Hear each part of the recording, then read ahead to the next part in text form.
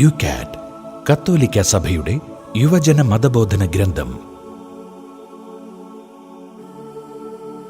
സ്നേഹമുള്ളവരെ, കത്തോലിക്ക സഭയുടെ മതബോധന ഗ്രന്ഥത്തെ യുവജനങ്ങൾക്കു വേണ്ടി പരിചയപ്പെടുത്തിയ യുകാറ്റ് ഓഡിയോ CD ആയി പുറത്തിറക്കുന്ന ക്രിസ്റ്റീനിൻ്റെ പരിശ്രമം ഏറ്റവും അഭിനന്ദനാർഹമാണ്.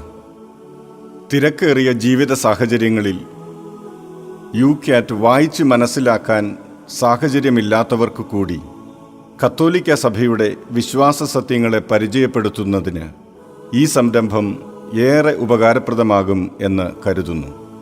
വീട്ടിലായിരിക്കുമ്പോഴും യാത്രയിലും ജോലിയുടെ ഇടവേളകളിലുമെല്ലാം യേശുവിനെ കൂടെ കൂട്ടുന്നതിന് ഈ വിശ്വാസ പരിശീലന പരിപാടി സഹായകരമാകുമെന്ന് കരുതുന്നു.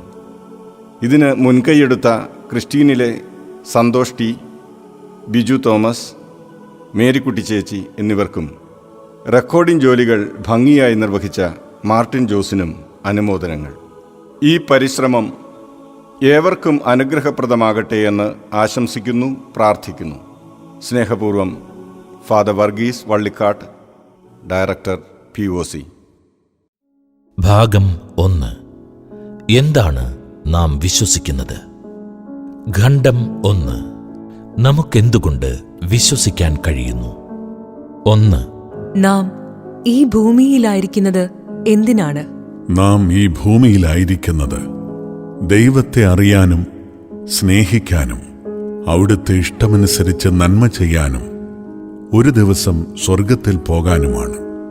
മനുഷ്യനായിരിക്കുക എന്നതിൻ്റെ അർത്ഥം ദൈവത്തിൽ നിന്ന് വരികയും ദൈവത്തിലേക്ക് പോവുകയും ചെയ്യുകയെന്നതാണ്. നമ്മുടെ ഉൽപ്പത്തി നമ്മുടെ മാതാപിതാക്കളിൽ നിന്ന് പിന്നിലേക്ക് പോകുന്നു. നാം ദൈവത്തിൽ നിന്ന് വരുന്നു.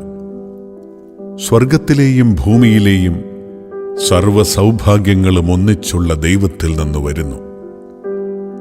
അവിടുത്തെ ശാശ്വതവും അനന്തവുമായ സൗഭാഗ്യത്തിൽ നമ്മെ പ്രതീക്ഷിക്കുകയും ചെയ്യുന്നു. അതേസമയം നാം ഈ ലോകത്തിലാണ് ജീവിക്കുന്നത്. ചിലപ്പോൾ നമ്മുടെ സ്രഷ്ടാവ് സമീപത്താണെന്ന് തോന്നും. പലപ്പോഴും അങ്ങനെയൊന്നും തോന്നുകയില്ല. നാം വീട്ടിലേക്കുള്ള വഴി കണ്ടുപിടിക്കുന്നതിന് ദൈവം തൻ്റെ പുത്രനെ നമ്മിലേക്ക് അയച്ചു.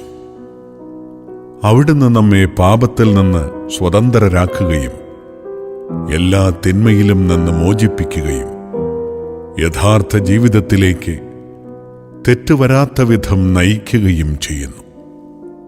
അവിടുന്ന് വഴിയും സത്യവും ജീവനുമാകുന്നു.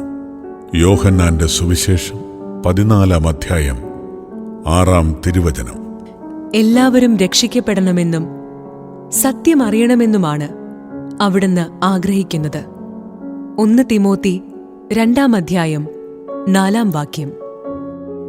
ദൈവത്തിന് നിന്നിൽ എത്രമാത്രം താൽപ്പര്യമുണ്ടെന്ന് ഒട്ടും സങ്കൽപ്പിക്കാൻ സാധ്യമല്ല. ഭൂമിയിൽ മറ്റൊരാളും ഇല്ലാതിരുന്നാലെന്ന പോലെ അവിടുന്ന് നിന്നിൽ താൽപ്പര്യം കാണിക്കുന്നു. ജൂലിയൻ ഗ്രീൻ, ഫ്രഞ്ച് ഗ്രന്ഥകാരൻ. മനുഷ്യനെയും മാനുഷിക വസ്തുക്കളെയും സ്നേഹിക്കുന്നതിന് മനുഷ്യനെയും മാനുഷിക വസ്തുക്കളെയും അറിയണം. ദൈവത്തെയും ദൈവിക വസ്തുക്കളെയും അറിയുന്നതിന് ദൈവത്തെയും ദൈവിക വസ്തുക്കളെയും സ്നേഹിക്കണം.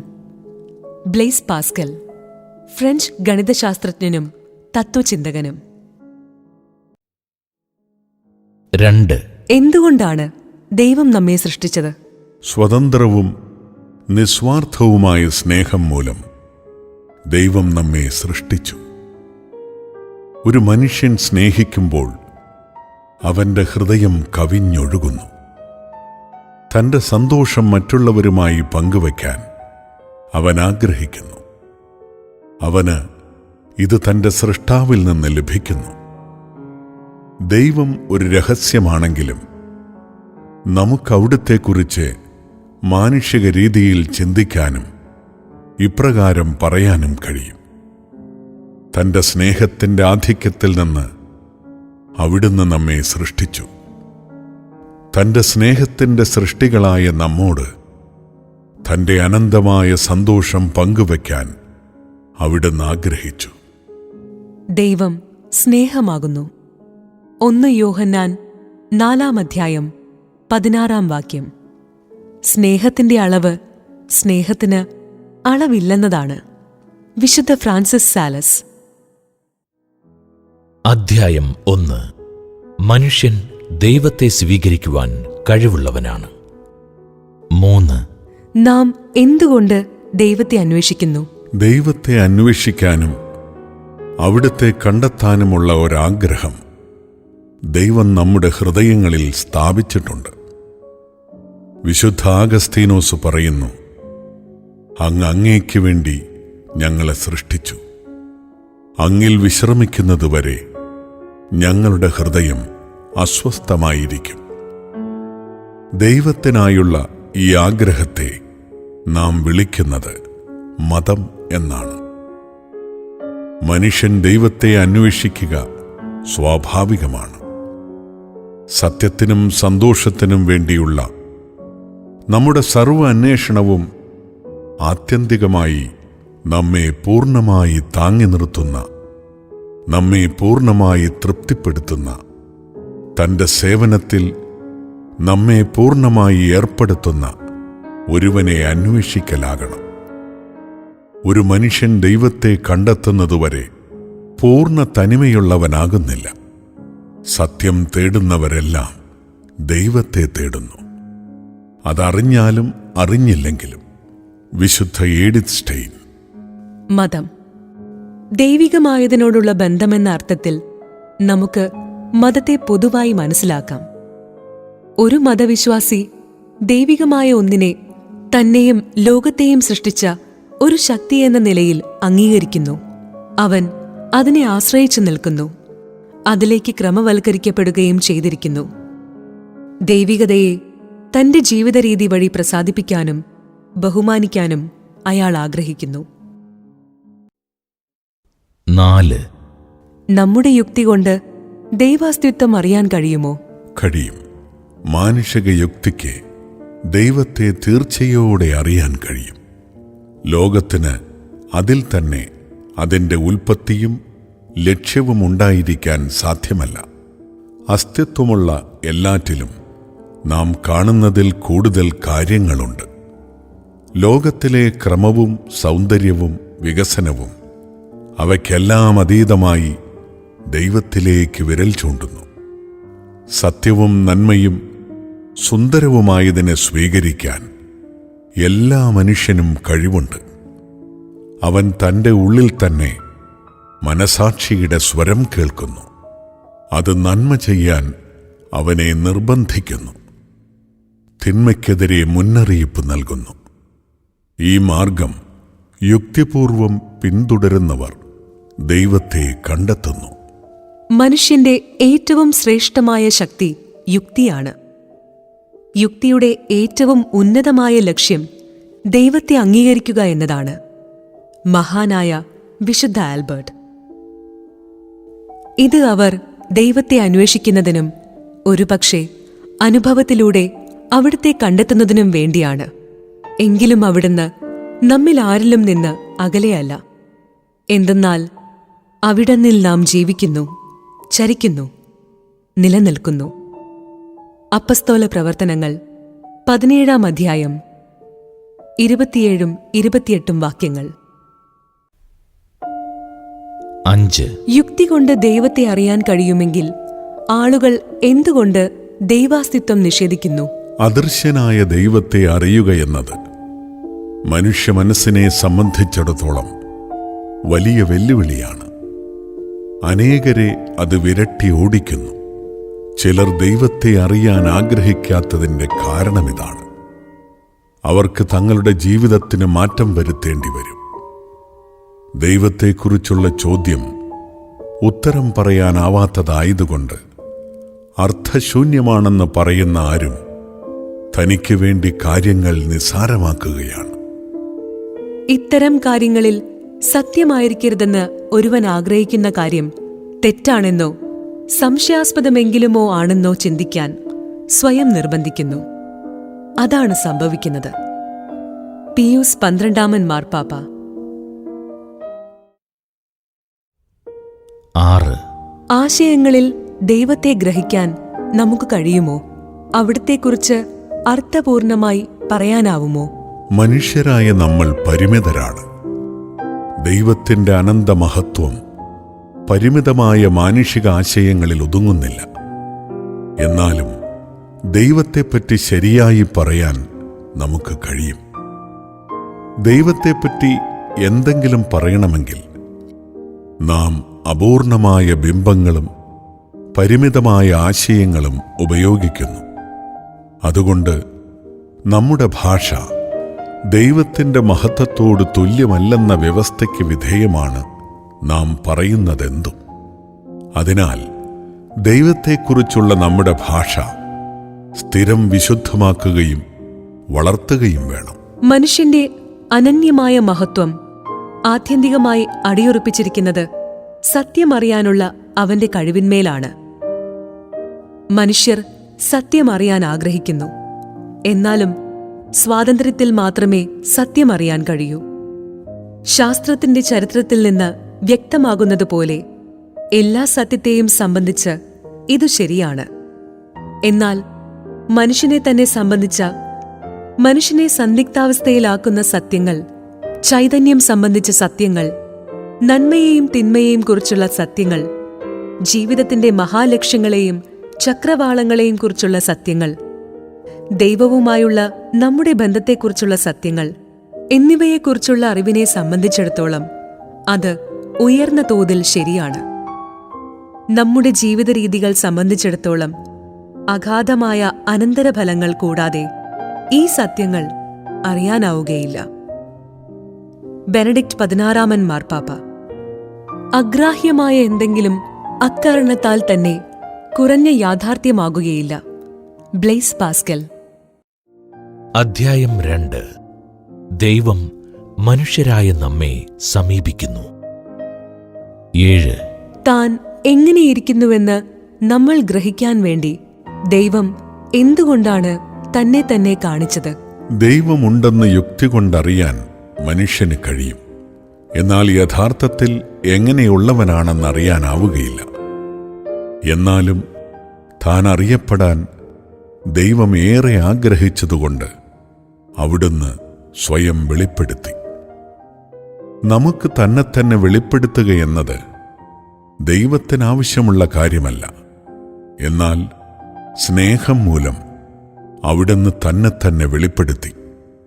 മാനുഷിക സ്നേഹത്തിൽ സ്നേഹിക്കപ്പെട്ട വ്യക്തിയെക്കുറിച്ച് എന്തെങ്കിലും അറിയാൻ അയാൾ തൻ്റെ ഹൃദയം നമുക്ക് തുറന്നു കാണിക്കണം.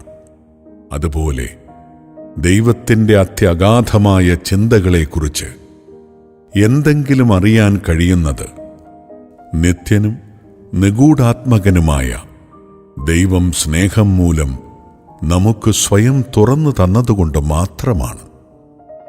സൃഷ്ടികർമ്മം മുതൽ സ്വപുത്രനായ യേശുക്രിസ്തുവിൽ നടത്തിയ സുനിശ്ചിതമായ വെളിപാട് വരെ ഗോത്രപിതാക്കന്മാരിലൂടെയും പ്രവാചകരിലൂടെയും ദൈവം മനുഷ്യവംശത്തോട് വീണ്ടും വീണ്ടും സംസാരിച്ചു.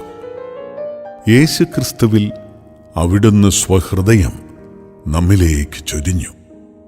തൻ്റെ അതിനിഗൂഢമായ അസ്തിത്വം നമുക്ക് ദൃശ്യമാക്കി തരികയും ചെയ്തു. വെളിപാടെന്നതിന്റെ അർത്ഥമിതാണ്: ദൈവം സ്വന്തം ഇഷ്ടപ്രകാരം തന്നെ തന്നെ തുറക്കുകയും തന്നെ തന്നെ കാണിക്കുകയും ലോകത്തോട് സംസാരിക്കുകയും ചെയ്തു. നമുക്ക് ദൈവത്തെക്കുറിച്ച് സംസാരിക്കാൻ കഴിയുകയില്ല.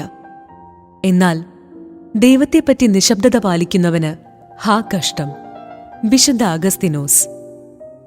ദൈവശാസ്ത്രജ്ഞന്റെ ദൗത്യമിതാണ്: നമ്മുടെ കാലത്തിന്റെയും മറ്റു കാലഘട്ടങ്ങളുടെയും അമിത ഭാഷണത്തിൽ, വാക്കുകളുടെ ബാഹുല്യത്തിൽ സാരാംശപരമായ വാക്കുകൾ കേൾപ്പിക്കുക.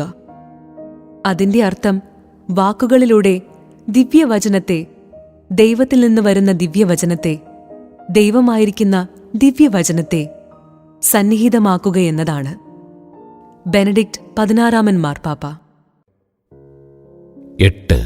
ദൈവം എങ്ങനെയാണ് പഴയ നിയമത്തിൽ സ്വയം വെളിപ്പെടുത്തിയത്? സ്നേഹം മൂലം ലോകത്തെ സൃഷ്ടിച്ചവനും മനുഷ്യർ തന്നിൽ നിന്ന് പാപത്തിലേക്ക് വീണുപോയാലും മനുഷ്യരോടുള്ള വിശ്വസ്തതയിൽ നിലനിൽക്കുന്നവനുമായ ദൈവമായി പഴയ നിയമത്തിൽ ദൈവം സ്വയം വെളിപ്പെടുത്തുന്നു. ദൈവം ചരിത്രത്തിൽ തന്നെത്തന്നെ അനുഭവിച്ചറിയാനുള്ള സാധ്യത നൽകുന്നു. എല്ലാ ജീവജാലങ്ങളെയും രക്ഷിക്കാൻ വേണ്ടി നോഹയുമായി അവിടുന്നൊരു ഉടമ്പടി സ്ഥാപിച്ചു. അബ്രാഹത്തെ അനവധി ജനതകളുടെ പിതാവാക്കാനും അദ്ദേഹത്തിലൂടെ ഭൂമിയിലെ എല്ലാ കുടുംബങ്ങളെയും അനുഗ്രഹിക്കാനും വേണ്ടി വിളിക്കുന്നു. അബ്രാഹത്തിൽ നിന്നുത്ഭവിച്ച ഇസ്രായേൽ ജനം അവിടുത്തെ സവിശേഷ സ്വത്തായിത്തീരുന്നു. മോശയ്ക്ക് അവിടുന്ന് സ്വന്തം പേര് പറഞ്ഞ് സ്വയം വെളിപ്പെടുത്തി. അവിടുത്തെ നിഗൂഢാത്മകമായ നാമം യാവേ എന്നാണ്. സാധാരണയായി അത് ലിപ്യന്തരണം ചെയ്യുന്നത് യാഹ്വേ എന്നാണ്. അതിൻ്റെ അർത്ഥം ഞാനാകുന്നവനാകുന്നു, ഞാൻ തന്നെ എന്നാണ്. അവിടുന്ന് ഇസ്രായേൽ ജനതയെ ഈജിപ്തിലെ അടിമത്തത്തിൽ നിന്ന് രക്ഷിക്കുന്നു. സീനായി മലയിൽ അവരുമായി ഉടമ്പടി സ്ഥാപിക്കുന്നു. മോശയിലൂടെ അവർക്ക് നിയമം നൽകുകയും ചെയ്യുന്നു. മാനസാന്തരപ്പെടാനും ഉടമ്പടി നവീകരിക്കാനും വേണ്ടി തൻ്റെ ജനത്തെ ആഹ്വാനം ചെയ്യാൻ ദൈവം വീണ്ടും വീണ്ടും അവരുടെ അടുക്കലേക്ക് പ്രവാചകരെ അയക്കുന്നു.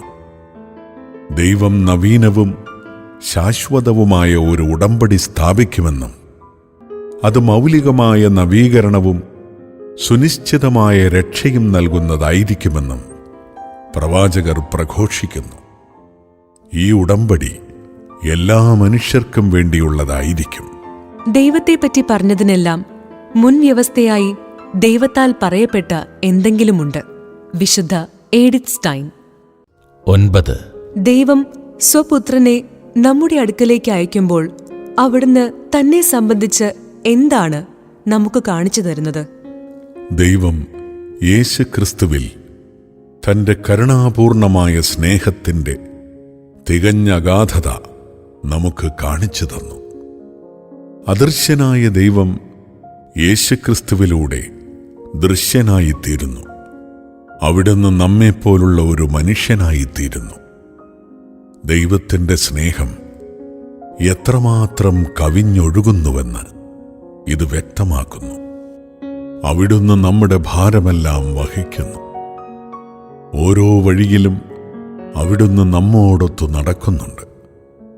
നമ്മുടെ പരിത്യക്താവസ്ഥയിലും നമ്മുടെ സഹനങ്ങളിലും നമ്മുടെ മരണഭീതിയിലും അവിടുന്ന് സന്നിഹിതനാണ്.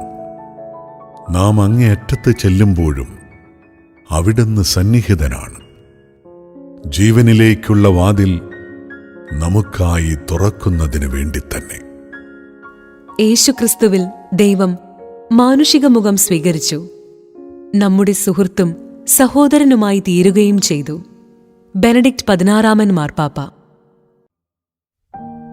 10.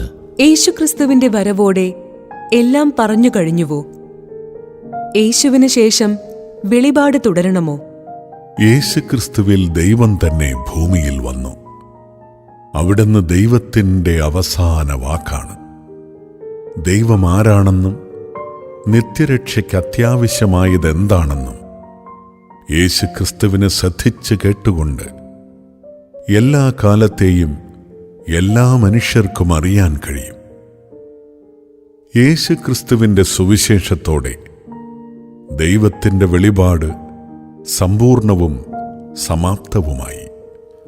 നമുക്ക് അത് ഗ്രഹിക്കാവുന്നതാക്കാൻ വേണ്ടി പരിശുദ്ധാത്മാവ് കൂടുതൽ കൂടുതൽ ആഴത്തിലേക്ക് നമ്മെ നയിച്ചുകൊണ്ടിരിക്കുന്നു. സ്വർഗം തുറക്കപ്പെട്ടിരിക്കുന്നു എന്ന് അനേകർ പറയത്തക്ക വിധം ദൈവത്തിൻ്റെ പ്രകാശം ശക്തിപൂർവം അവരുടെ ജീവിതത്തിലേക്ക് പ്രവേശിക്കുന്നു. അങ്ങനെയാണ് മെക്സിക്കോയിലെ ഗൗദാലൂപ്പെ, ഫ്രാൻസിലെ ലൂർദ് മുതലായ മഹാതീർത്ഥാടന കേന്ദ്രങ്ങൾ ഉണ്ടായത്. ദർശനങ്ങളുണ്ടാകുന്നവരുടെ സ്വകാര്യ വെളിപാടുകൾ യേശുക്രിസ്തുവിന്റെ സുവിശേഷം മെച്ചപ്പെടുത്താൻ കഴിവുള്ളവയല്ല. അവയിൽ വിശ്വസിക്കാൻ ആർക്കും കടമയില്ല. പക്ഷേ സുവിശേഷം കൂടുതൽ നന്നായി മനസ്സിലാക്കുന്നതിൽ സഹായിക്കാൻ അവയ്ക്ക് കഴിയും. അവയുടെ അകൃത്രിമത പരിശോധിച്ചറിയുന്നത് സഭയാണ്. ലത്തീനിൽ ഇൻകാർണാസിയോ എന്നു പറയും. മാംസമായി തീരൽ എന്നർത്ഥം. കാരോ മാംസം. ഇൻകാർണേഷൻ എന്ന ഇംഗ്ലീഷ് പദം ലത്തീൻ വാക്കിൽ നിന്നുണ്ടായതാണ്. യേശുക്രിസ്തുവിൽ മനുഷ്യനായി തീരുന്ന ദൈവിക പ്രവൃത്തി. ക്രൈസ്തവ വിശ്വാസത്തിന്റെയും മനുഷ്യവംശത്തിന്റെ രക്ഷയെക്കുറിച്ചുള്ള പ്രത്യാശയുടെയും അടിസ്ഥാനമിതാണ്. പൂർവകാലങ്ങളിൽ പ്രവാചകന്മാർ വഴി വിവിധ ഘട്ടങ്ങളിലും വിവിധ രീതികളിലും ദൈവം നമ്മുടെ പിതാക്കന്മാരോട് സംസാരിച്ചിട്ടുണ്ട്. എന്നാൽ ഈ അവസാന നാളുകളിൽ തന്റെ പുത്രൻ വഴി അവിടുന്ന് നമ്മോട് സംസാരിച്ചിരിക്കുന്നു. ഹെബ്രായർ 1:1-2 വാക്യങ്ങൾ. യേശുക്രിസ്തുവിനെ കൂടാതെ ദൈവം ആരാണെന്നോ ജീവനും മരണവും എന്താണെന്നോ നമ്മൾ തന്നെ ആരാണെന്നോ നമ്മൾ അറിയുന്നില്ല. Blaise Pascal. എനിക്ക് ഭാവനാശക്തിയില്ല. പിതാവായ ദൈവത്തെ ചിത്രീകരിക്കാൻ എനിക്ക് കഴിവില്ല. എനിക്ക് ആകപ്പാടെ കാണാൻ കഴിയുന്നത് യേശുവിനെയാണ്. കൽക്കത്തയിലെ വിശുദ്ധ തെരേസ. നിങ്ങൾ അന്വേഷിക്കുന്ന സന്തോഷത്തിന്, ആസ്വദിക്കാൻ നിങ്ങൾക്ക് അവകാശമുള്ള സന്തോഷത്തിന് ഒരു പേരും മുഖവുമുണ്ട്. അത് നസ്രത്തിലെ യേശുവാണ്. ബെനഡിക്ട് 16 മാർപ്പാപ്പ. 11. എന്തുകൊണ്ടാണ് നാം വിശ്വാസം കൈമാറുന്നത്? നാം വിശ്വാസം കൈമാറുന്നു. കാരണം യേശു നമ്മോട് ഇപ്രകാരം കൽപ്പിച്ചു: ആകയാൽ നിങ്ങൾ പോയി സകല ജനതകളെയും ശിഷ്യപ്പെടുത്തുവിൻ. യഥാർത്ഥ ക്രിസ്ത്യാനിയായ ആരും വിശ്വാസം പകർന്നു നൽകൽ വിദഗ്ധർക്ക്, അതായത് അധ്യാപകർ, അജപാലകർ, മിഷണറിമാർ എന്നിവർക്ക് മാത്രമായി വിട്ടുകൊടുക്കുകയില്ല. നമ്മൾ മറ്റുള്ളവർക്ക് ക്രിസ്തുവാണ്. മറ്റുള്ളവരിലേക്ക് ദൈവം വന്നു ചേരണമെന്ന് ഓരോ യഥാർത്ഥ ക്രിസ്ത്യാനിയും ആഗ്രഹിക്കുന്നുവെന്നുകൂടി അതിനർത്ഥമുണ്ട്.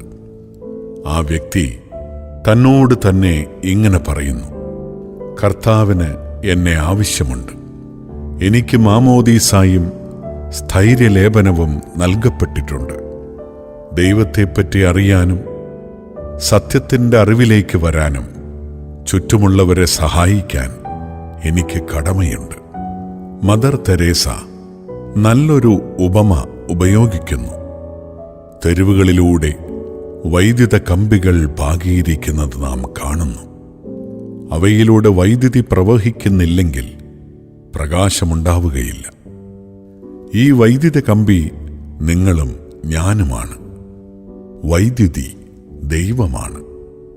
നമ്മിലൂടെ വൈദ്യുതി ഒഴുകാൻ അനുവദിക്കാനും അങ്ങനെ ലോകത്തിന് പ്രകാശം ഉൽപ്പാദിപ്പിക്കാനും നമുക്ക് കഴിയും. ലോകത്തിൻ്റെ ആ പ്രകാശം യേശുവാണ്. അല്ലെങ്കിൽ അപ്രകാരം നാം ഉപയോഗിക്കപ്പെടാൻ സമ്മതിക്കാതിരിക്കാനും അങ്ങനെ അന്ധകാരം വ്യാപിക്കാൻ അനുവദിക്കാനും നമുക്ക് കഴിയും.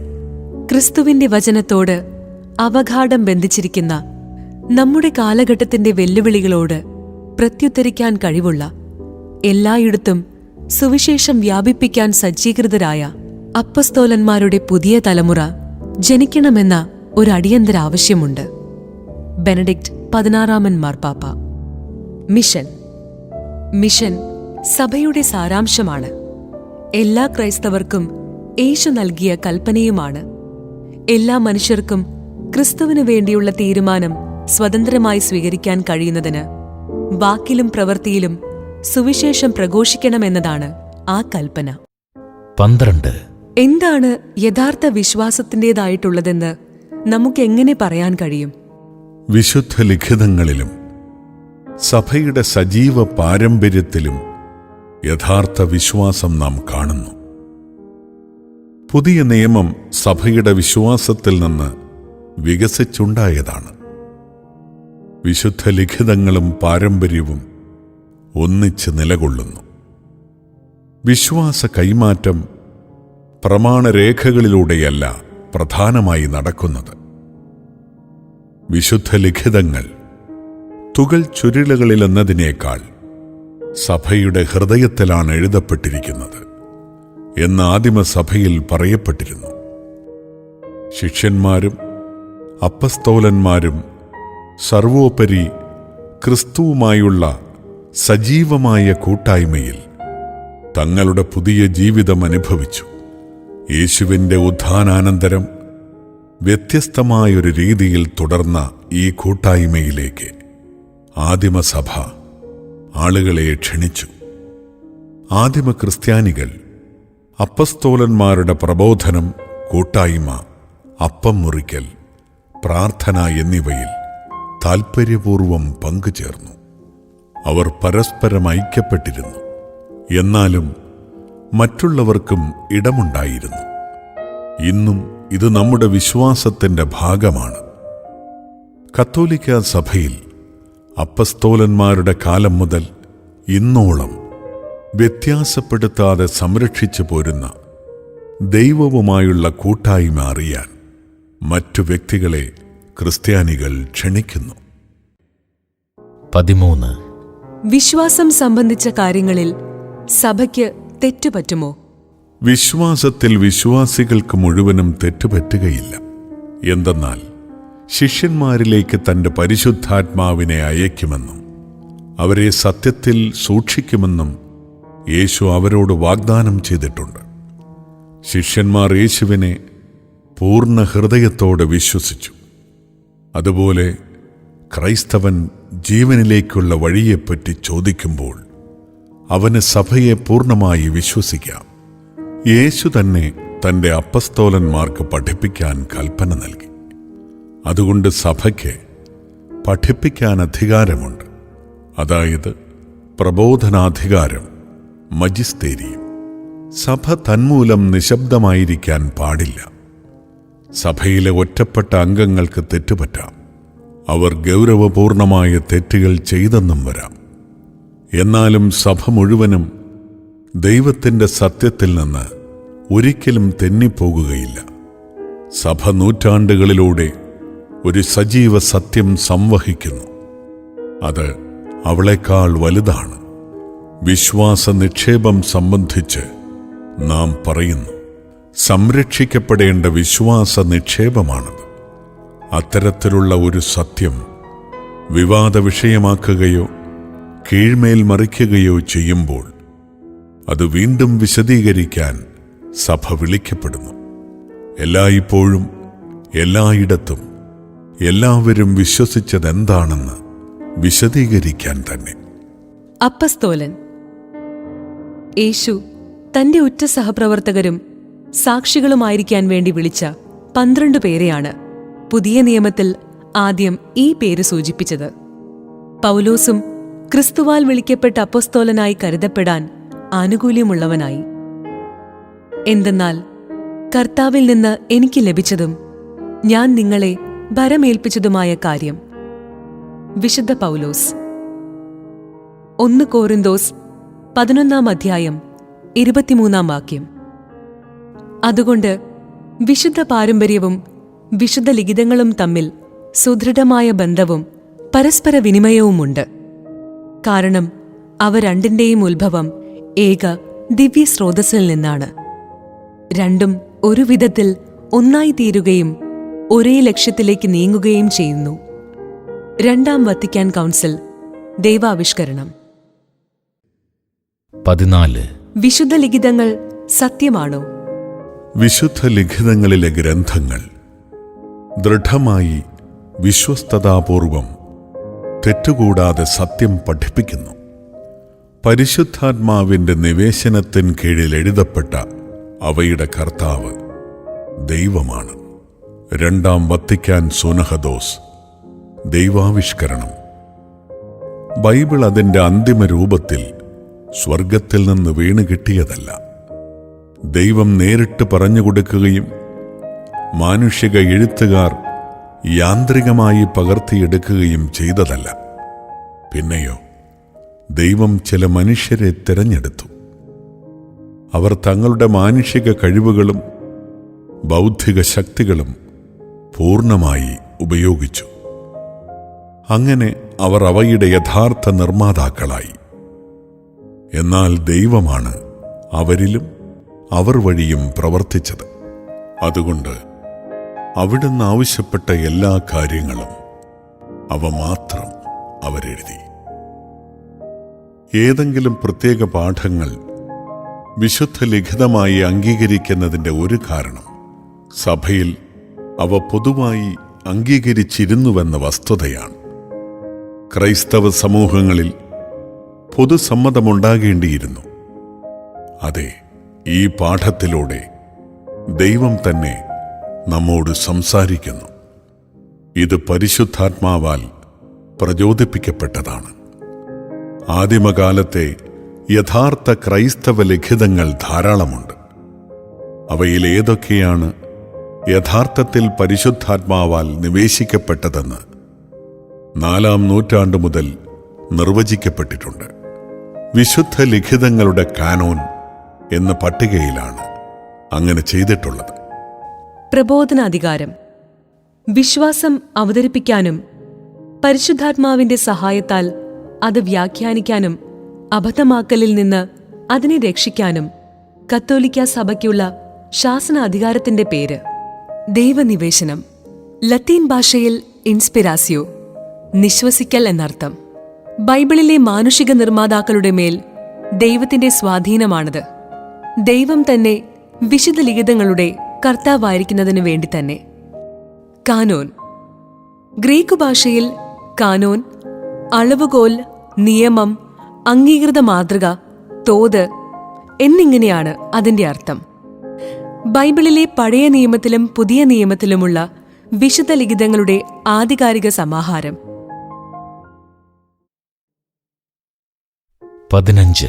വിശുദ്ധ ലിഖിതങ്ങൾ അവയിലുള്ള എല്ലാം ശരിയല്ലെങ്കിൽ എങ്ങനെ സത്യമായിരിക്കും? കൃത്യമായ ചരിത്ര വിവരങ്ങളോ ശാസ്ത്രപരമായ കണ്ടുപിടുത്തങ്ങളോ നമ്മെ അറിയിക്കാൻ ഉദ്ദേശിക്കപ്പെട്ടിട്ടുള്ളതല്ല ബൈബിൾ. കൂടാതെ ഗ്രന്ഥകർത്താക്കൾ അവരുടെ കാലഘട്ടത്തിൻ്റെ സന്തതികളാണ്. അവർ തങ്ങളുടെ ചുറ്റുമുള്ള ലോകത്തിൻ്റെ സാംസ്കാരിക ആശയങ്ങളിൽ പങ്കുചേർന്നിരുന്നു. മിക്കപ്പോഴും അതിൻ്റെ തെറ്റുകളാൽ കീഴടക്കപ്പെട്ടിരുന്നു. എന്നാലും ദൈവത്തെക്കുറിച്ച് മനുഷ്യൻ അറിയേണ്ട എല്ലാ കാര്യങ്ങളും അവൻ്റെ രക്ഷയുടെ മാർഗവും വിശുദ്ധ ലിഖിതങ്ങളിൽ തെറ്റുപറ്റാനാവാത്ത വിധം സുനിശ്ചിതമായി കണ്ടെത്തുന്നു. ബൈബിളിലെ പുസ്തകങ്ങൾ. കാനോൻ. ഉൽപ്പത്തി, പുറപ്പാട്, ലേവ്യർ, സംഖ്യ, നിയമാവർത്തനം, ജോഷ്വ, ന്യായാധിപന്മാർ, റൂത്ത്, 1 സാമുവൽ, 2 സാമുവൽ, 1 രാജാക്കന്മാർ, 2 രാജാക്കന്മാർ, 1 ദിനവൃത്താന്തം, 2 ദിനവൃത്താന്തം, Ezra, Nehemiah, Tobit, Judith, Esther, 1 മക്കബായർ, 2 മക്കബായർ, ജോബ്, സങ്കീർത്തനങ്ങൾ, സുഭാഷിതങ്ങൾ, സഭാപ്രസംഗകൻ, ഉത്തമഗീതം, ജ്ഞാനം, പ്രഭാഷകൻ, ഏശയ്യ, ജെറമിയ, വിലാപങ്ങൾ, Baruch, Ezekiel, Daniel, Hosea, Joel, Amos, Obadiah, യോന, Micah, Nahum, Habakkuk, Zephaniah, Haggai, Zechariah, Malachi, മത്തായി, മർക്കോസ്, ലൂക്ക, യോഹന്നാൻ, അപ്പസ്തോലന്മാരുടെ പ്രവർത്തനങ്ങൾ, റോമ, 1 കോറിന്തോസ്, 2 കോറിന്തോസ്, ഗലാത്തിയ, എഫേസോസ്, ഫിലിപ്പി, കൊളോസോസ്, 1 തെസലോനിക്ക, 2 തെസലോനിക്ക, 1 തിമോത്തേയോസ്, 2 തിമോത്തേയോസ്, തീത്തോസ്, ഫിലമോൻ, ഹെബ്രായർ, യാക്കോബ്, 1 പത്രോസ്, 2 പത്രോസ്, 1 യോഹന്നാൻ, 2 യോഹന്നാൻ, 3 യോഹന്നാൻ, യൂദാസ്, വെളിപാട്.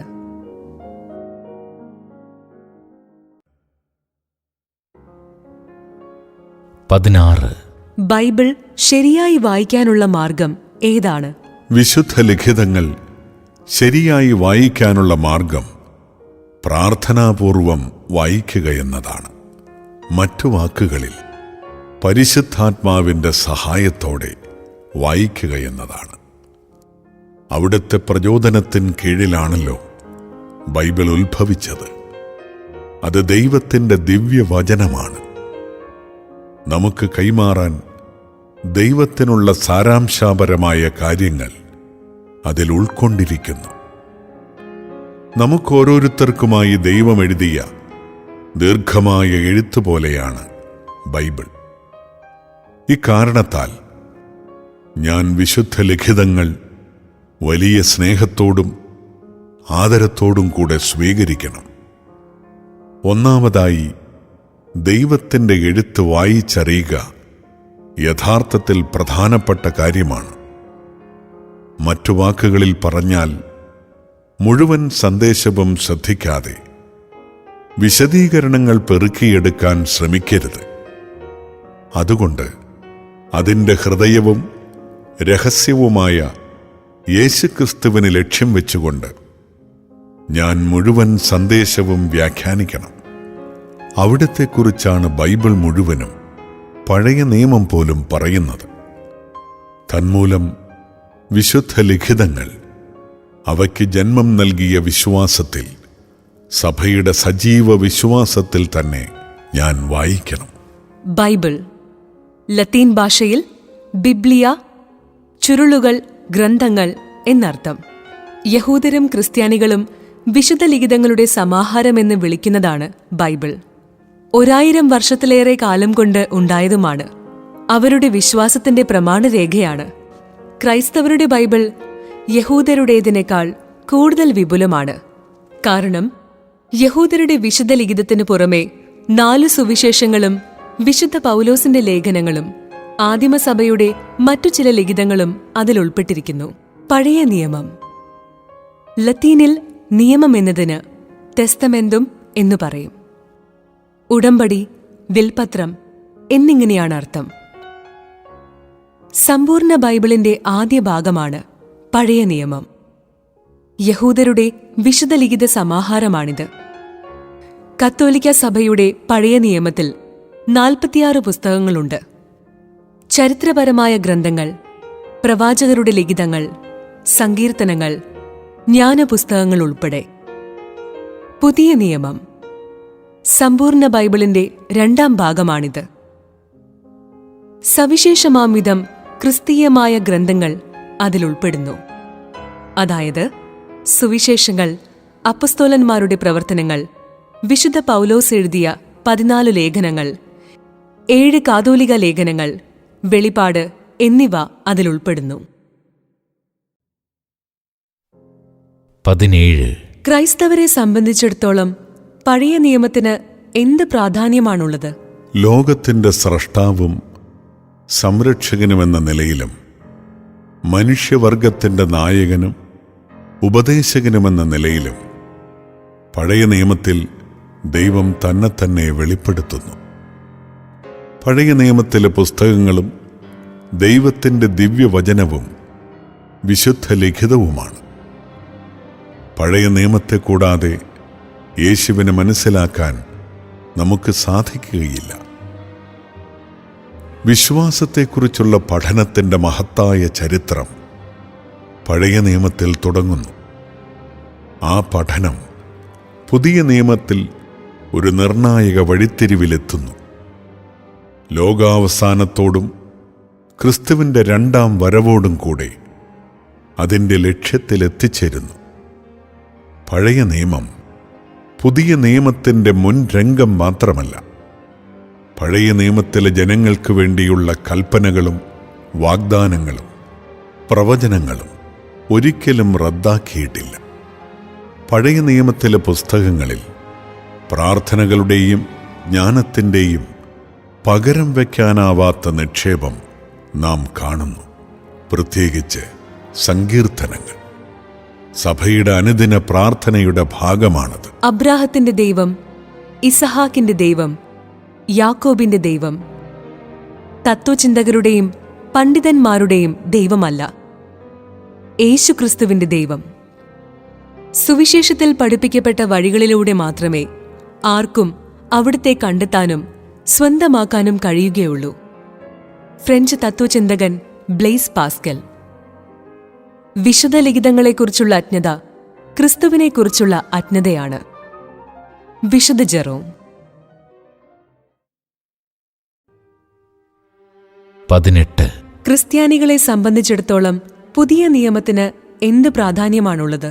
പുതിയ നിയമത്തിൽ ദൈവത്തിൻ്റെ വെളിപാട് പൂർണ്ണമാകുന്നു. മത്തായി, മർക്കോസ്, ലൂക്ക, യോഹന്നാൻ എന്നിവരുടെ 4 സുവിശേഷങ്ങൾ വിശുദ്ധ ലിഖിതങ്ങളുടെ കേന്ദ്രമാണ്. സഭയുടെ ഏറ്റവും വിലപ്പെട്ട നിധിയുമാണ്. അവയിൽ ദൈവപുത്രൻ താനായിരിക്കുന്നതുപോലെ സ്വയം വെളിപ്പെടുത്തുകയും നമ്മെ കണ്ടുമുട്ടുകയും ചെയ്യുന്നു. അപ്പസ്തോലന്മാരുടെ പ്രവർത്തനങ്ങളിൽ സഭയുടെ ആരംഭത്തെയും പരിശുദ്ധാത്മാവിൻ്റെ പ്രവർത്തനങ്ങളെയും കുറിച്ച് നാം പഠിക്കുന്നു. അപ്പസ്തോലന്മാർ എഴുതിയ ലേഖനങ്ങളിൽ മനുഷ്യജീവിതത്തിൻ്റെ എല്ലാ മുഖങ്ങളും ക്രിസ്തുവിൻ്റെ പ്രകാശത്തിൽ സ്ഥാപിച്ചിരിക്കുന്നു. വെളിപാടിൻ്റെ പുസ്തകത്തിൽ യുഗങ്ങളുടെ അവസാനം നാം മുൻകൂട്ടി കാണുന്നു. ദൈവം നമ്മോട് പറയാൻ ആഗ്രഹിച്ചതെല്ലാം യേശുവാണ്. പഴയ നിയമം മുഴുവനും ദൈവപുത്രന്റെ മനുഷ്യാവതാരത്തിനുള്ള തയ്യാറെടുപ്പാണ്. ദൈവത്തിൻ്റെ എല്ലാ വാഗ്ദാനങ്ങളും യേശുവിൽ പൂർത്തിയാകുന്നു.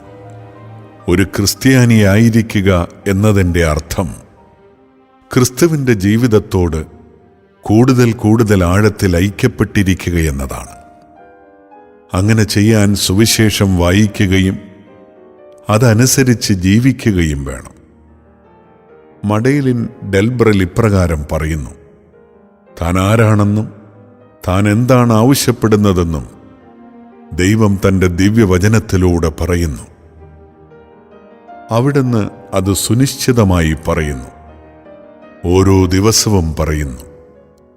പുതിയ സ്ഥലത്തും പുതിയ കാലത്തിലും പുതിയ മാനുഷിക പശ്ചാത്തലത്തിലും തൻ്റെ ജീവിതം പുതുതായി തുടങ്ങുന്നതിന് നമ്മിൽ ശരീരം ധരിക്കുകയും നമ്മെ സ്വന്തമാക്കുകയും ചെയ്യാൻ ആഗ്രഹിക്കുന്ന ദിവ്യവചനം സുവിശേഷത്തിലുണ്ടെന്ന് സുവിശേഷം കയ്യിലെടുക്കുമ്പോൾ നാം ചിന്തിക്കണം. സജീവനായ ദൈവത്തെ ക്രിസ്തുവിൽ കണ്ടുമുട്ടുമ്പോൾ മാത്രമേ ജീവിതം എന്താണെന്ന് നാം അറിയുകയുള്ളൂ. സുവിശേഷത്താൽ ക്രിസ്തുവുമായുള്ള കണ്ടുമുട്ടലിനാൽ വിസ്മയിക്കുകയെന്നതിലേറെ സുന്ദരമായ ഒന്നുമില്ല. ബെനഡിക്ട് 16 മാർപ്പാപ്പ. ബൈബിൾ ദൈവം നമുക്കയച്ച പ്രേമലേഖനമാണ്. സോറൻ കീർക്കെഗോർ. വിശുദ്ധ ലിഖിതങ്ങൾ ഭൂതകാലത്തേതല്ല. കർത്താവ് ഭൂതകാലത്തിൽ പറയുന്നില്ല. അവിടുന്ന് വർത്തമാനകാലത്ത് സംസാരിക്കുന്നു. അവിടുന്ന് ഇന്ന് നമ്മോട് സംസാരിക്കുന്നു, നമ്മെ പ്രകാശിപ്പിക്കുന്നു, ജീവിതത്തിലൂടെയുള്ള മാർഗം കാണിച്ചു തരുന്നു. അവിടുന്ന് നമ്മോട് സംസർഗം പുലർത്തുന്നു. അങ്ങനെ നമ്മെ സജ്ജീകൃതരാക്കുകയും സമാധാനത്തിലേക്ക് നമ്മെ തുറക്കുകയും ചെയ്യുന്നു. ബെനഡിക്ട് 16 മാർപ്പാപ്പ. വിശുദ്ധ ലിഖിതം വായിക്കുക എന്നതിന്റെ അർത്ഥം ഉപദേശത്തിനായി ക്രിസ്തുവിലേക്ക് തിരിയുക എന്നതാണ്. വിശുദ്ധ ഫ്രാൻസിസ് അസീസി. 19. വിശുദ്ധ ലിഖിതം സഭയിൽ എന്തു ധർമ്മമാണ് നിർവഹിക്കുന്നത്? സഭ തൻ്റെ ജീവനും ശക്തിയും വിശുദ്ധ ലിഖിതത്തിൽ നിന്ന് സ്വീകരിക്കുന്നു. ദിവ്യകാരുണ്യത്തിൽ ക്രിസ്തുവിൻ്റെ സാന്നിധ്യത്തെ സഭ ബഹുമാനിക്കുന്നത് കഴിഞ്ഞാൽ വിശുദ്ധ ലിഖിതത്തിലുള്ള ക്രിസ്തുവിൻ്റെ സാന്നിധ്യത്തെക്കാൾ കൂടുതലായി മറ്റൊന്നിനെയും സഭ അത്യാദരപൂർവം ബഹുമാനിക്കുന്നില്ല. കുർബാനയർപ്പണത്തിൽ നാം സുവിശേഷം നിന്നുകൊണ്ട് സ്വീകരിക്കുന്നു. കാരണം നാം കേൾക്കുന്ന മാനുഷിക വാക്കുകളിൽ ദൈവം തന്നെ നമ്മോട് സംസാരിക്കുന്നു. അധ്യായം 3. മനുഷ്യൻ ദൈവത്തോട് പ്രത്യുത്തരിക്കുന്നു. 20. ദൈവം നമ്മോട് സംസാരിക്കുമ്പോൾ നമുക്കെങ്ങനെ പ്രത്യുത്തരിക്കാൻ കഴിയും? ദൈവത്തോട് പ്രത്യുത്തരിക്കുക എന്നതിൻ്റെ അർത്ഥം ദൈവത്തെ വിശ്വസിക്കുക എന്നതാണ്. വിശ്വസിക്കാൻ ആഗ്രഹിക്കുന്ന ആർക്കും ശ്രദ്ധിച്ച് കേൾക്കാൻ തയ്യാറുള്ള ഹൃദയമുണ്ടായിരിക്കണം. നമ്മോട് സമ്പർക്കം പുലർത്താൻ ദൈവം വിവിധ മാർഗങ്ങളിലൂടെ പരിശ്രമിക്കുന്നു. ഓരോ മാനുഷിക കണ്ടുമുട്ടലിലും പ്രകൃതിയെ സംബന്ധിച്ച ഹൃദയസ്പർശകമായ ഓരോ അനുഭവത്തിലും യാദൃച്ഛികമെന്ന് തോന്നുന്ന ഓരോ സന്നിപാതത്തിലും ഓരോ വെല്ലുവിളിയിലും ഓരോ സഹനത്തിലും ദൈവത്തിൻ്റെ ഒരു നിഗൂഢ സന്ദേശം നമുക്ക് നൽകുന്നുണ്ട്. അവിടുന്ന് തൻ്റെ ദിവ്യവചനത്തിൽ അല്ലെങ്കിൽ നമ്മുടെ മനസാക്ഷിയുടെ ശബ്ദത്തിൽ നമ്മിലേക്ക് തിരിയുമ്പോൾ അവിടുന്ന് നമ്മോട് കൂടുതൽ വ്യക്തമായി സംസാരിക്കുന്നു. അവിടുന്ന് സുഹൃത്തുക്കളെന്ന് നമ്മെ വിളിക്കുന്നു. അതുകൊണ്ട് നമ്മൾ അവിടത്തോട് സുഹൃത്തുക്കളെന്ന പോലെ പ്രത്യുത്തരിക്കുകയും അവിടുന്നിൽ വിശ്വസിക്കുകയും പൂർണ്ണമായി വിശ്വസിച്ചാശ്രയിക്കുകയും കൂടുതൽ കൂടുതൽ നന്നായി അവിടുത്തെ മനസ്സിലാക്കാൻ പരിശ്രമിക്കുകയും അവിടുത്തെ ഇഷ്ടം കലവറയില്ലാതെ സ്വീകരിക്കുകയും ചെയ്യണം. ഇതാ കർത്താവിന്റെ ദാസി, നിന്റെ വാക്ക് എന്നിൽ നിറവേറട്ടെ. ലൂക്കായുടെ സുവിശേഷം 1-ാം അധ്യായം 38-ാം വാക്യം. നിങ്ങൾക്ക് കടുകുമണിയോളം വിശ്വാസമുണ്ടെങ്കിൽ ഈ മലയോട് ഇവിടെ നിന്ന് മാറി മറ്റൊരു സ്ഥലത്തേക്ക് പോവുകയെന്ന് പറഞ്ഞാൽ അത് മാറിപ്പോകും. മത്തായിയുടെ സുവിശേഷം 17-ാം അധ്യായം 20-ാം വാക്യം. ജീവിതകാലം മുഴുവനും ദൈവത്തിന്റെ അഗ്രാഹ്യതയോട് ചേർന്ന് നിൽക്കുകയെന്നാണ് വിശ്വാസത്തിന്റെ അർത്ഥം. കാൾ റാനർ, ജർമ്മൻ ദൈവശാസ്ത്രജ്ഞൻ. 21. വിശ്വാസം എന്താണത്? വിശ്വാസം അറിവും വിശ്വസിച്ച് ആശ്രയിക്കലുമാണ്. അതിന് 7 സവിശേഷതകളുണ്ട്. വിശ്വാസം ദൈവത്തിൽ നിന്നുള്ള സൗജന്യദാനമാണ്. നാം തീക്ഷ്ണതയോടെ ചോദിക്കുമ്പോൾ ലഭിക്കുന്നതുമാണ്. നമുക്ക് നിത്യരക്ഷ പ്രാപിക്കണമെങ്കിൽ തികച്ചും അത്യാവശ്യമായിരിക്കുന്ന അതിസ്വാഭാവിക ശക്തിയാണ് വിശ്വാസം.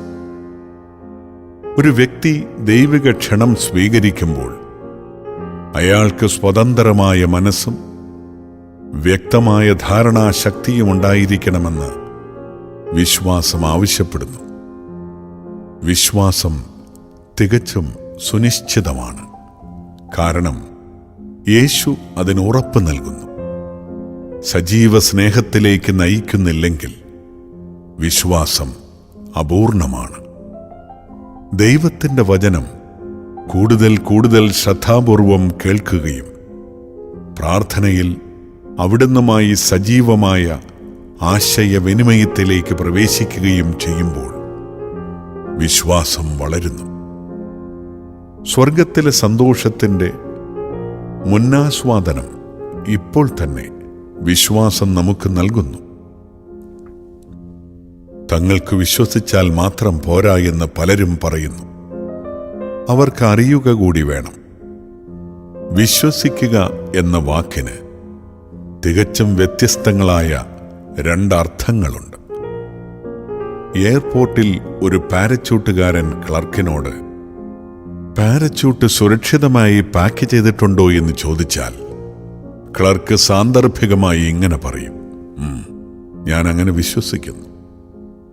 അപ്പോൾ അത് അയാൾക്ക് മതിയാവുകയില്ല. അക്കാര്യം തീർച്ചയാണോ എന്നറിയാൻ അയാൾ ആഗ്രഹിക്കുന്നു. എന്നാൽ അയാൾ തൻ്റെ ഒരു സുഹൃത്തിനോട് പാരച്യൂട്ട് പാക്ക് ചെയ്യാൻ ആവശ്യപ്പെടുന്നെന്ന് കരുതുക. അപ്പോൾ ആ സുഹൃത്ത് മുൻപറഞ്ഞ ചോദ്യത്തിന് ഇങ്ങനെ മറുപടി പറയും: ഉവ്വ്, ഞാൻ തന്നെയാണ് പാക്ക് ചെയ്തത്, നിനക്ക് എന്നെ വിശ്വസിക്കാം. അപ്പോൾ പാരച്യൂട്ടുകാരൻ മറുപടിയായി പറയും: അതെ, ഞാൻ നിന്നെ വിശ്വസിക്കുന്നു. ഈ വിശ്വാസം അറിയുന്നതിനേക്കാൾ വളരെ കൂടുതലായ ഒന്നാണ്. ഇതിൻ്റെ അർത്ഥം ഉറപ്പ് ലഭിക്കൽ എന്നാണ്. അത്തരത്തിലുള്ള ഒരു വിശ്വാസമാണ് വാഗ്ദത്ത നാട്ടിലേക്ക് യാത്ര ചെയ്യാൻ അബ്രാഹത്തെ പ്രചോദിപ്പിച്ചത്. രക്തസാക്ഷികൾ മരണം വരെ വിശ്വാസത്തിൽ ഉറച്ചു നിൽക്കാൻ കാരണമായത് ആ വിശ്വാസ പ്രമാണം തന്നെ. ഇന്നും മതപീഡനത്തിൽ ക്രിസ്ത്യാനികളെ താങ്ങി നിർത്തുന്നത് ആ വിശ്വാസമാണ്. മുഴുവൻ വ്യക്തിയെയും ആശ്ലേഷിക്കുന്ന വിശ്വാസമാണത്. പ്രത്യാശിക്കപ്പെടുന്നവയുടെ സത്തയാണ്, കണ്ടിട്ടില്ലാത്തവയുടെ തെളിവാണ് വിശ്വാസം. ഞാൻ വിശ്വസിക്കുന്നു, മനസ്സിലാക്കാൻ വേണ്ടി വിശ്വാസം മനസ്സിലാക്കാൻ പരിശ്രമിക്കുന്നു. കാൻറ്റർബറിയിലെ വിശുദ്ധ ആൻസലം. വിശ്വസിക്കുക എന്നത് യുക്തിപൂർവകമാണെന്ന് തിരിച്ചറിയാൻ കഴിഞ്ഞില്ലെങ്കിൽ ഞാൻ വിശ്വസിക്കാൻ മനസ്സാകുകയില്ല. വിശുദ്ധ തോമസ് അക്വിനാസ്. നമ്മുടെ യുക്തിക്ക് എത്തിപ്പിടിക്കാൻ കഴിയാത്ത സത്യത്തിന്റെ സ്വീകരണമാണ് പ്രകൃത്യ വിശ്വാസം. സാക്ഷ്യത്തിന്റെ അടിസ്ഥാനത്തിൽ ലളിതമായും ഉപാധികളില്ലാതെയുള്ള സ്വീകരണം. വാഴ്ത്തപ്പെട്ട ജോൺ ഹെൻറി ന്യൂമാൻ. ഒരു ദൈവത്തിൽ വിശ്വസിക്കുക എന്നതിന്റെ അർത്ഥം ലോകത്തിലെ യാഥാർത്ഥ്യങ്ങൾ കൊണ്ട് മുഴുവനും തീരുന്നില്ലെന്ന് തിരിച്ചറിയുക എന്നതാണ്. ദൈവത്തിൽ വിശ്വസിക്കുക എന്നതിന്റെ അർത്ഥം ജീവിതത്തിന് ഒരർത്ഥമുണ്ടെന്ന് തിരിച്ചറിയുക എന്നതാണ്. ലുഡ്വിഗ് വിറ്റ്ഗെൻസ്റ്റൈൻ, ഓസ്ട്രിയൻ തത്വജ്ഞാനി. 22. ഒരുവൻ എങ്ങനെയാണ് വിശ്വാസത്തിൽ സഞ്ചരിക്കുന്നത്? വിശ്വസിക്കുന്നവർ ദൈവവുമായുള്ള വ്യക്തിപരമായ ഐക്യം അന്വേഷിക്കുന്നു. ദൈവം തന്നെക്കുറിച്ച് കാണിക്കുന്ന എല്ലാ കാര്യങ്ങളിലും അവിടുന്ന് വിശ്വസിക്കാൻ അവർ സന്നദ്ധരുമാണ്. വിശ്വാസത്തിൻ്റെ ആരംഭത്തിൽ മിക്കപ്പോഴും വൈകാരിക പ്രക്ഷുബ്ധതയോ മാനസിക അസ്വസ്ഥതയോ ഉണ്ടാകും. ദൃശ്യമായ ലോകവും കാര്യങ്ങളുടെ സാധാരണഗതിയും മാത്രമല്ല ഉണ്ടായിരിക്കുന്നതെന്ന് വിശ്വസിക്കാൻ തുടങ്ങുന്ന വ്യക്തികൾക്ക് തോന്നുന്നു. ഒരു രഹസ്യത്താൽ സ്പർശിക്കപ്പെട്ടതായി കരുതുന്നു. ദൈവത്തിൻ്റെ അസ്തിത്വത്തിലേക്ക് വിരൽ ചൂണ്ടുന്ന അടയാളങ്ങൾ പിഞ്ചെല്ലുന്നു. ക്രമേണ ദൈവത്തോട് സംസാരിക്കാനും അവസാനം സ്വതന്ത്രമായി അവിടത്തോട് ഐക്യപ്പെടാനുമുള്ള ആത്മധൈര്യം കണ്ടെത്തുന്നു. യോഹന്നാന്റെ സുവിശേഷത്തിൽ ഇതിനെക്കുറിച്ച് ഇങ്ങനെ പറയുന്നു: ദൈവത്തെ ആരും ഒരിക്കലും കണ്ടിട്ടില്ല. പിതാവുമായി ഗാഢബന്ധം പുലർത്തുന്ന ദൈവം തന്നെയായ ഏകജാതനാണ് അവിടുത്തെ വെളിപ്പെടുത്തിയത്. അതുകൊണ്ടാണ് ദൈവം നമ്മോട് പറയാൻ ഇഷ്ടപ്പെടുന്നത് എന്താണെന്നറിയാൻ ആഗ്രഹിക്കുന്നെങ്കിൽ നാം ദൈവപുത്രനായ യേശുക്രിസ്തുവിൽ വിശ്വസിക്കേണ്ടത്. ആകയാൽ വിശ്വസിക്കുക എന്നതിൻ്റെ അർത്ഥം യേശുവിനെ സ്വീകരിക്കുകയും ജീവിതം മുഴുവനും അവിടുന്നിൽ ഉറപ്പിച്ചു നിർത്തുകയും ചെയ്യുക എന്നതാണ്. നാം വിശ്വസിക്കുന്നതെന്തോ അത് സുപ്രധാനമാണ്. എന്നാൽ അതിനേക്കാൾ പ്രധാനപ്പെട്ടതാണ് നാം ആരിൽ വിശ്വസിക്കുന്നുവോ ആ വ്യക്തി. ബെനഡിക്ട് 16 മാർപ്പാപ്പ. ഗണിതശാസ്ത്രം മുൻകൂട്ടി സമ്പൂർണമായി പഠിച്ചില്ലെങ്കിൽ ദൈവികവും മാനുഷികവുമായ കാര്യങ്ങൾ സംബന്ധിച്ച അറിവിലേക്ക് എത്തിച്ചേരാൻ ഒരുവനും കഴിയുകയില്ല. വിശുദ്ധ അഗസ്തിനോസ്. 23. വിശ്വാസവും ശാസ്ത്രവും തമ്മിൽ വൈരുദ്ധ്യമുണ്ടോ? വിശ്വാസവും ശാസ്ത്രവും തമ്മിൽ പരിഹരിക്കാനാവാത്ത വൈരുദ്ധ്യമില്ല. കാരണം രണ്ടു തരത്തിലുള്ള സത്യമുണ്ടായിരിക്കാൻ സാധ്യമല്ല. ശാസ്ത്രത്തിൻ്റെ മറ്റൊരു സത്യവുമായി മത്സരിക്കുന്ന വിശ്വാസത്തിൻ്റെ ഒരു സത്യമില്ല. ഒരു സത്യമേ ഉള്ളൂ. വിശ്വാസവും ശാസ്ത്രീയ യുക്തിയും പരാമർശിക്കുന്ന ഏക സത്യം. നമുക്ക് ലോകത്തിൻ്റെ യുക്തിപരമായ വ്യവസ്ഥിതികൾ തിരിച്ചറിയാൻ കഴിയുന്നതിന് വേണ്ടി ദൈവം യുക്തി തരാൻ ഉദ്ദേശിച്ചു. അതുപോലെ തന്നെയാണ് വിശ്വാസം നൽകാൻ അവിടുന്ന് ഉദ്ദേശിച്ചതും. അതുകൊണ്ടാണ് ക്രൈസ്തവ വിശ്വാസം പ്രകൃതിപരമായ ശാസ്ത്രങ്ങളെ ആവശ്യപ്പെടുന്നതും അവയെ വളർത്തുന്നതും. യുക്തിക്ക് കാണപ്പെടാത്തതും എന്നാൽ യുക്തിക്കപ്പുറത്ത് അതിനുപരിയായ യാഥാർത്ഥ്യങ്ങളായിരിക്കുന്നതുമായ കാര്യങ്ങൾ നാം അറിയാൻ വേണ്ടിയാണ് വിശ്വാസം നിലകൊള്ളുന്നത്. ശാസ്ത്രം സൃഷ്ടിയെ സേവിക്കാൻ ഉദ്ദേശിച്ചുള്ളതാണെന്നും ദൈവത്തിൻ്റെ സ്ഥാനത്ത് സ്വയം പ്രതിഷ്ഠിക്കാനുള്ളതല്ലെന്നും ശാസ്ത്രത്തെ വിശ്വാസം ഓർമ്മിപ്പിക്കുന്നു. ലംഘിക്കുന്നതിന് പകരം മാനുഷിക മഹത്വത്തെ ശാസ്ത്രം ആദരിക്കണം. ദൈവം ഈ ലോകത്തെ രചിക്കാൻ ഉപയോഗിച്ച അക്ഷരമാലയാണ് ഗണിതശാസ്ത്രം. ഗലീലിയോ, ഇറ്റാലിയൻ ഗണിതശാസ്ത്രജ്ഞൻ, തത്വജ്ഞാനി, പദാർത്ഥ തത്വശാസ്ത്രജ്ഞൻ. 24. എന്റെ വിശ്വാസത്തിന് സഭയുമായി എന്തു ബന്ധമാണുള്ളത്? ആർക്കും ഒറ്റപ്പെട്ട് തന്നെത്താൻ വിശ്വസിക്കാനാവുകയില്ല. ഒറ്റപ്പെട്ട് സ്വശക്തി കൊണ്ട് ജീവിക്കാൻ ആർക്കും കഴിയാത്തതുപോലെ തന്നെ വിശ്വാസം സഭയിൽ നിന്ന് നാം സ്വീകരിക്കുന്നു. നാം നമ്മുടെ വിശ്വാസം പങ്കുവയ്ക്കുന്ന ആളുകളുമായുള്ള കൂട്ടായ്മയിൽ അതനുസരിച്ച് ജീവിക്കുന്നു. ഒരു വ്യക്തിക്കുള്ള ഏറ്റവും വ്യക്തിപരമായ കാര്യമാണ് വിശ്വാസം. എന്നാലും അത് വ്യക്തിപരമായ ഒരു കാര്യമല്ല. വിശ്വസിക്കാൻ ആഗ്രഹിക്കുന്ന ആർക്കും ഞാൻ എന്നും ഞങ്ങൾ എന്നും പറയാൻ കഴിയണം. എന്തെന്നാൽ നിങ്ങൾക്ക് പങ്കുവയ്ക്കാനും പകർന്നു നൽകാനും കഴിയാത്ത വിശ്വാസം യുക്തിരഹിതമായിരിക്കും. വിശ്വസിക്കുന്ന വ്യക്തി സഭയുടെ ഞങ്ങൾ വിശ്വസിക്കുന്നു എന്നതിന് സ്വതന്ത്രമായി സമ്മതം നൽകുന്നു. സഭയിൽ നിന്ന് അയാൾ വിശ്വാസം സ്വീകരിച്ചു. നൂറ്റാണ്ടുകളിലൂടെ വിശ്വാസം കൈമാറുകയും എന്നിട്ട് അയാൾക്ക് നൽകുകയും അബദ്ധപൂർണമാക്കലിൽ നിന്ന് അതിനെ സംരക്ഷിക്കുകയും വീണ്ടും വീണ്ടും പ്രകാശിക്കാൻ കാരണമാക്കുകയും ചെയ്തത് സഭയാണ്. അതുകൊണ്ട് വിശ്വസിക്കൽ എന്നത് പൊതുവായ ഒരവബോധത്തിലുള്ള ഭാഗഭാഗിത്വമാണ്. എന്റെ വിശ്വാസത്തിൻ്റെ തീക്ഷ്ണത മറ്റുള്ളവരെ പ്രകാശിപ്പിക്കുകയും ശക്തിപ്പെടുത്തുകയും ചെയ്യുന്നത് പോലെ തന്നെ മറ്റുള്ളവരുടെ വിശ്വാസം എന്നെ പിന്താങ്ങുന്നു. സഭ വിശ്വാസത്തിൻ്റെ ഞാൻ എന്നതിനും ഞങ്ങൾ എന്നതിനും ഊന്നൽ നൽകുന്നു. തൻ്റെ ലിറ്റർജികളിൽ 2 വിശ്വാസ പ്രമാണങ്ങൾ ഉപയോഗിച്ചുകൊണ്ടാണ് അങ്ങനെ ചെയ്യുന്നത്.